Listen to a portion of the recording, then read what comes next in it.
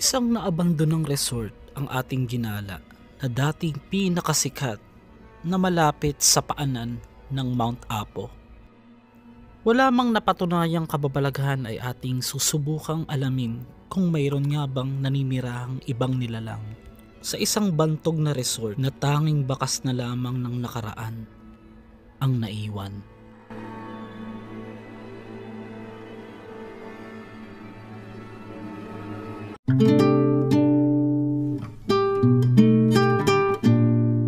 So nakikita nyo yung bundok na yan, guys. Lahat ang nakikita nyo, guys. Sa isang resort na napakaganda na ala Japan or mala Japan style ang kanilang vibes dito. Yung paglindol ng 2019 isinara na siya. Isinara na po. So sir, yung yung paglindol nung 2019 nung 16, Oo. isinara po talaga. Sir, ngayon 16. Oo.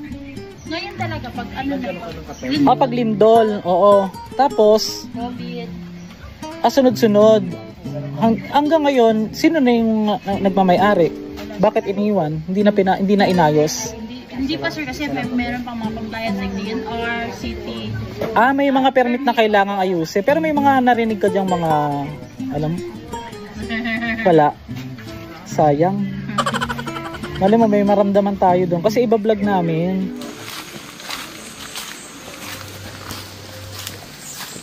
Ay, putsa ka.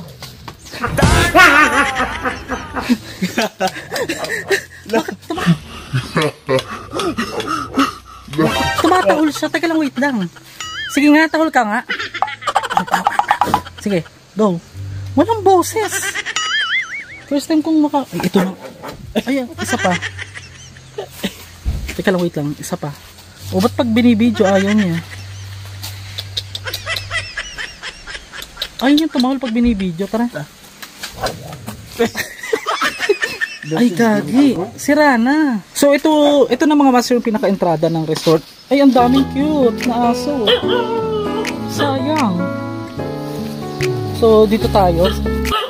May multo. May multo. Ay, ang ganda. Abay, ikaw kaya mag-video. Ikaw ang camera mo. Diba? Diretso lang. Huwag magka-cut. Cut mo na nga pala. Ako na yung dito. Welcome back to my channel. Ito na naman yung entitled na vlogger. Kasi Master G. Oo. Ngayon, nandito tayo sa isang papasok tayo dito sa daan na ito. Ito yung abandonadong resort na wala naman din kababalaghan ngayon, guys. Kasi baka sabihin nila may mga kasama ako na char. Ay, ang ganda ng pool. Tingnan mo ito, oh. Itong buong community na to, guys. Papalitaran natin ng load. Ng drone. Nakita ko lang po ito sa somewhere in Facebook. O lalagay ko na lang dyan. Shout out sa'yo. At credit po sa kanya. Nakalimutan ko yung pangalan niya. Tapos aalamin natin yung mga memories. Kung ano ba yung mga masasayang alaala sa resort na ito. At tignan nyo, guys.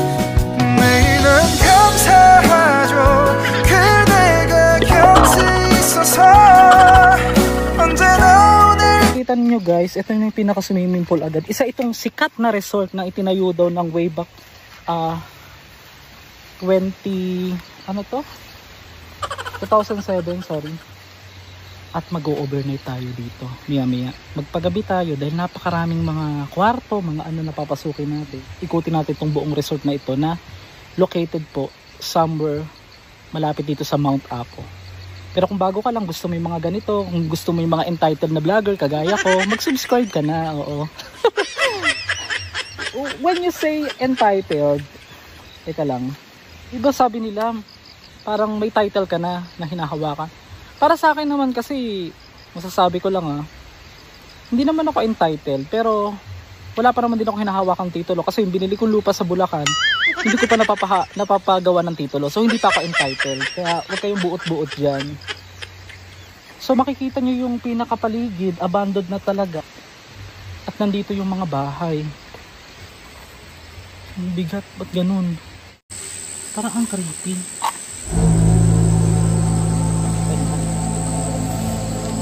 Pakita ko sa inyo guys. Tignan nyo to. Ayan. So gamit ko nga pala itong chat.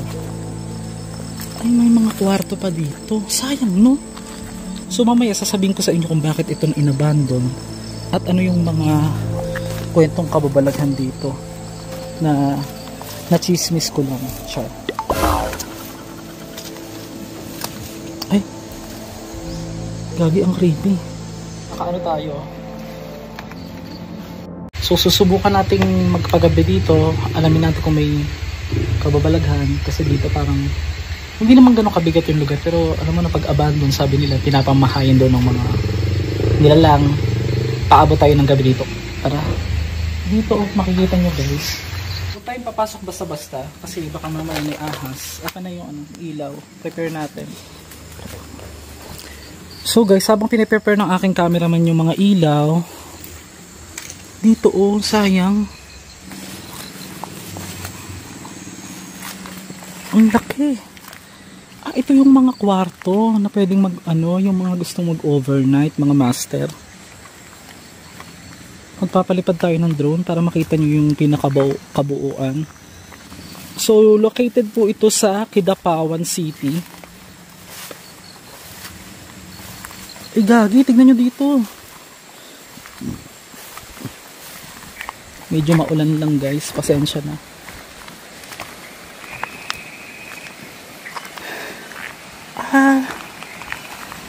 Iba yung lamig.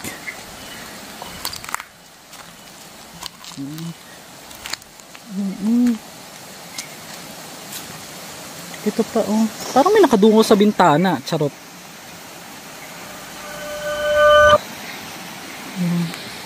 So medyo madilim na kasi nang dumating kami dito guys, kasi nga syempre pagka entitled ka, kailangan pa importante ka, diba? Kaya ako yung importanteng vlogger. Parte ng isang sikat na resort dito po sa Kidapawan, sa paa ng Mount Apo. So yung mga nakikita nyo dun sa drone na pinalipad natin, makikita nyo dyan yung pool, yung lawak ng area, at ito ay pinatayungan ng way back 2007. So napasara daw ito guys dahil sa pandemic at yung lumindol din. So ngayon kinakailangan ng mga permit para maayos ito. Hindi na po ito napag-ukulan ng pansin ng may-ari na ayusin. So aside from this, sa mga abandoned resort na ito, abangan nyo this week, puro mga resort na mga abandoned yung pupuntahan natin sa mga journey natin, lalo na po sa Cebu. Abangan nyo guys. So huwag nyo sanang kalimutang suportahan ang ating channel na malapit na pong mag 2 million subscribers. Sorry. So papasukin na natin yung mga area bukod dyan sa isa na yan. Panghuli na natin kasi parang medyo mabigat yung pakiramdam ko dito. Subukan natin kung may madedetect tayong mumu. Tapos ikot-ikot lang, explore lang, kahit walang kababalaghan, walang makitang white lady, walang wah 5,000. Wah. walang tumatalon. Okay lang yan guys, kasi ang alam mo naman vlog natin puro kaya nga gala, 'di ba? Explorer, 'di ba? Wow. Pakita mo yung ay. Ingat tayo guys ha. Okay. Grabe yung 2007 pa. Wala ka narinig? Wala ko narinig eh. Ay, tignan nyo. Isa ito sa dahilan siguro guys, kaya talagang hindi na pwedeng mag-operate. Tignan nyo naman, delikado na. Hindi na to pwedeng ng tao basta-basta. At tignan nyo yung pababa na yon. Yan. Hindi na tayo pwedeng pumunta dyan. At bangin na dyan. So dito tayo sa kabilang part. Ay, may pababa. Mamaya na yan. Hindi magkanda o agaga si Master G kung anong uunahin. Hindi tabi po. Ay, makikita ka rito mga master na isa itong kwarto. Hindi ako masyado maglalagay ng background music. Baka may ma-detect tayong sounds eh. Kasi pag mga ganito, pinapamahayan talaga. Tignan mo yung CR, ang ganda pa. Kaya lang wala na yung bowl. So dito tayo. Ilapag mo muna kayo gamit dito para hindi ka mahirapan. So dito yung mga nag-iihaw-ihaw, yung mga kakain. Ikaw, mga master, ano yung mga... Kung nakarating ka na rito sa resort na ito, ano yung mga sweet memories mo dito? Yung mga alaala, yung mga naglabing-labing kayo ni Mister, tapos nahuli kayo ng anak nyo. Sorry. Dito. Ano mo po? So, yun o. Kita nyo yung mga ano, Hindi na lang makakakit dyan. Abandon talaga. Pero sa dami ng abandon kasi. Abandon talaga. Pero sa dami ng abandon kasi guys tignan nyo yung nabiyak na tayo sa lindol. Lakas ng lindol, no? Dito. Tara, delikado. So, ito, payo ko lang guys sa mga gustong pumunta rito. Huwag kayong basta-basta papasok kung saan kasi medyo delikado na rin. Ng gabi. Kasi hindi nyo makikita yung crack. So, dito na tayo. Diretso na tayo dito.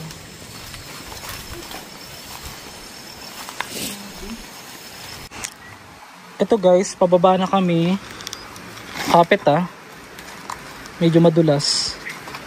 Meron ditong kwarto.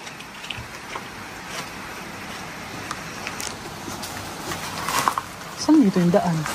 Lagi. Walang daan dito. Ito yung pinaka, kusina. Madilim na kasi.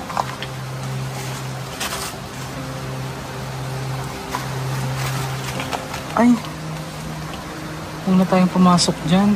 Delikado na guys. So dito naman tayo sa isa sa private na Ay, ang daming mga kwarto.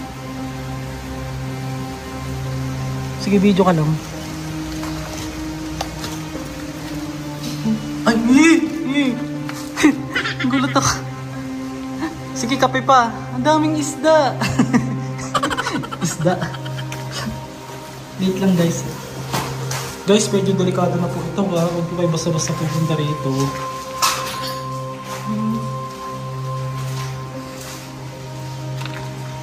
Ay, ito nga. Sayang talaga, no? Dito tayo akit pa baba. Ito, balik. Huwag tayo magtagal. Tignan lang natin isa-isa. Itutur ko lang kayo, guys. Biglang sayang. No? Ano ba talaga ang dahilan? Parang hindi ko na kaya magpagabi dito guys kasi wala din akong napifeel masyadong creepy.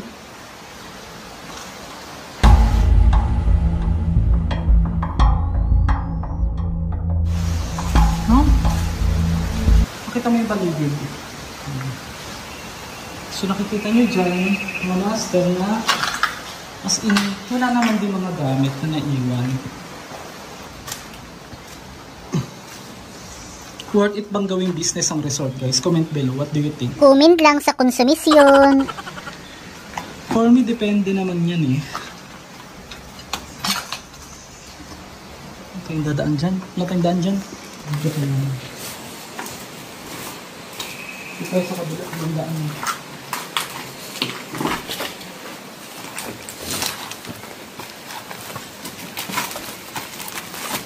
Paano ka makakadaan dyan? Yung hindi na namin ma-access yan guys. Hindi namin alam kung papunta dyan. Tsaka parang hindi na rin safe. Tara, dito na tayo sa kabila. Yung pinakahuling bahagi. So mag-aalas 6 na kasi kami dumating guys. Kaya tignan nyo naman yung pinalipad kong drone na medyo madilim na. Pero at least nakuha pa rin natin. Okay, maririnig nyo yung background dito ng paligid. Sobrang tahimik. Maganda sana itong resort kaya lang nakakapanghinayang talaga. Dito. Mula dyan sa pinanggalingan natin yan. Ito na yung kanina. Dapat nga ito pala inuna natin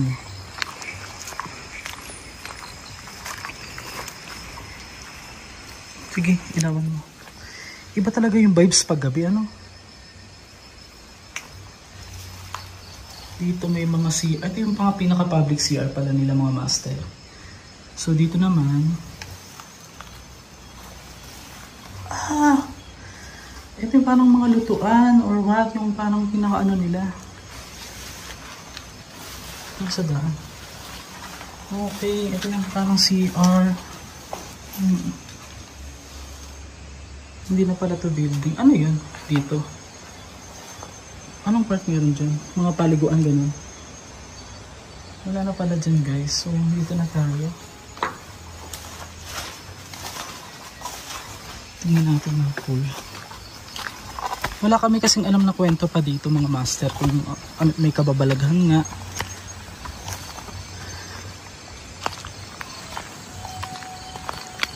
There's no reason kasi kung mag-overnight tayo, diretso na tayo yung mga master dun sa ano. So dahil ginabi na nga mga master, diretso na tayo dun sa isang abandonadong building, malapit din dito sa Kidapawan City. So ako, kung tatanungin niyo ako dito, personal experience, wala ako na feel na something na nakakatakot dito. Maliban na lang sa mga nanonood ngayon. Yung mga nanonood ngayon na lagi na lang kayong kontra. Ba't ba ini-stress nyo yung sarili nyo? Ba't ba inuubos nyo yung oras nyo dito? Kung hindi nyo namang gusto, you are free to leave and never come back again, di ba? Eh wala, ganun talaga. Sabi nila, ang taong hitik ang bunga, binabato talaga. Eh yung bunga ko nakakalason, papakain ko sa inyo. Pisti kayo. Char. Mula sa ating kinatatayang area ng resort ay makikita na meron dyang mga kabahayan at meron din akong nakita rito abandoned na parang school. Sa pinakagilid naman ng resort na ito ay meron ding isang resort na ginagamit din ngayon at nakabukas sa publiko.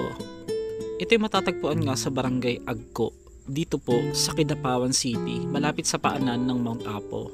Makikita ang sulfuric na ilog o river ng Agco na tinatawag nga nilang Lake Agco.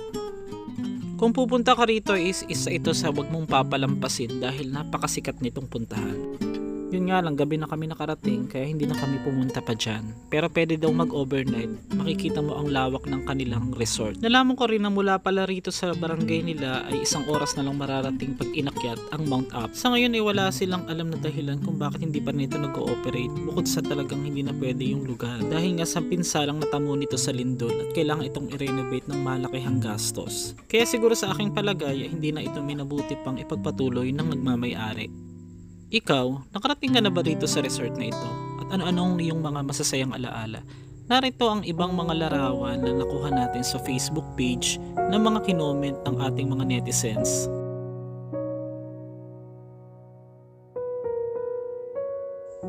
Isa ka man sa naging bahagi ng masayang paliguan na ito, tiyak ang iyong mga alaala ay hindi mo makakalimutan kasama ang iyong mga minamahal dito.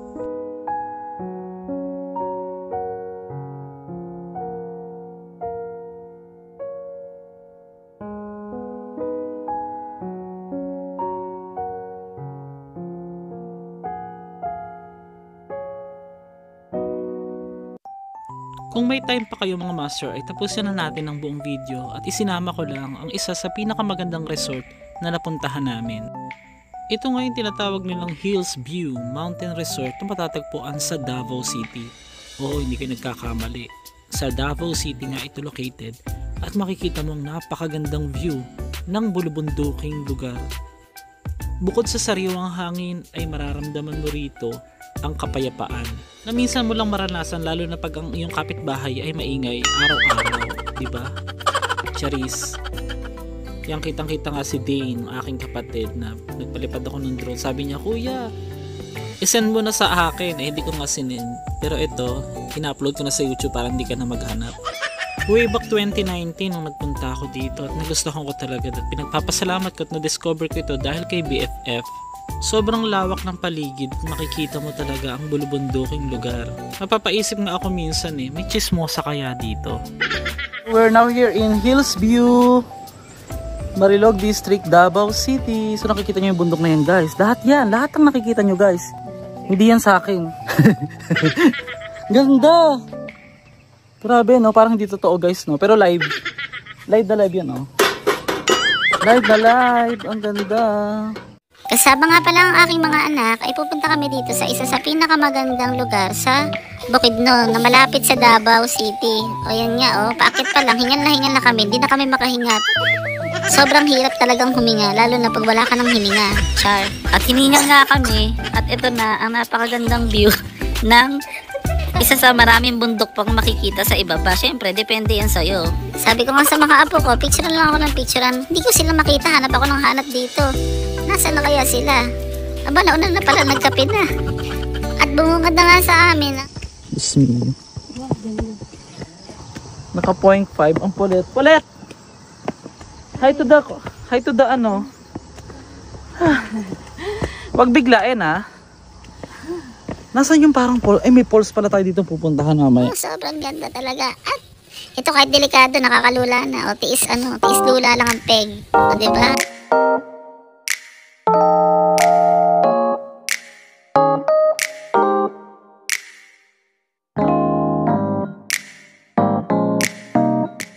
Dahil naisip nga namin mag-TikTok ng aking pamangkin, pumunta rin kami sa isang resort na napakaganda na ala Japan or mala Japan style ang kanilang vibes dito.